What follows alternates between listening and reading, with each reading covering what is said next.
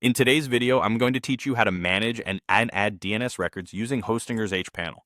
Whether you're new to managing domains or just need a refresher, this guide will take you through the process step by step, making it as straightforward as possible. First, let's dive into accessing the DNS settings. To get started, you'll need to log into your Hostinger account.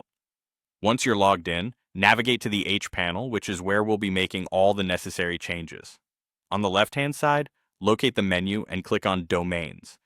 This will bring up a list labeled as Domain Portfolio. Here you'll find all the domains associated with your account. Now, find the domain you want to manage. This is where the magic happens. Once you've located it, you'll see a Manage button right next to it.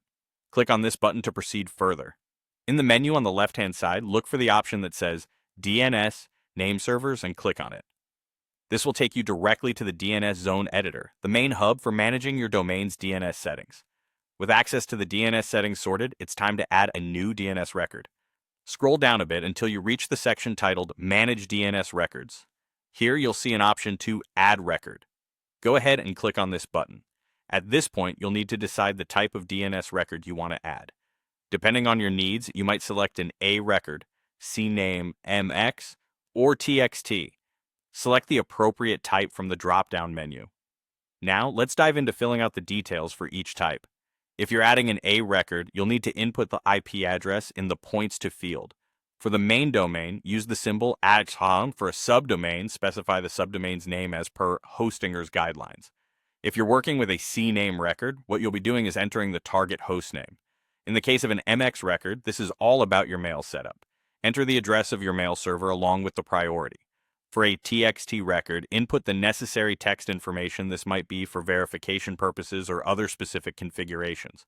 Once you've entered all the necessary information, you'll notice an option to set the TTL, or time to live. TTL determines how long the server should cache the information. If you're not sure what to enter here, it's perfectly fine to leave this at its default value. Everything set?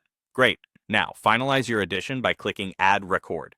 The new DNS entry will be saved and your domain settings adjusted accordingly. And there you have it, a simple guided walkthrough to adding DNS records using Hostinger's interface. Don't forget to double-check your entries to ensure everything is accurate. Thank you for joining, and now you're equipped to manage your domain with confidence.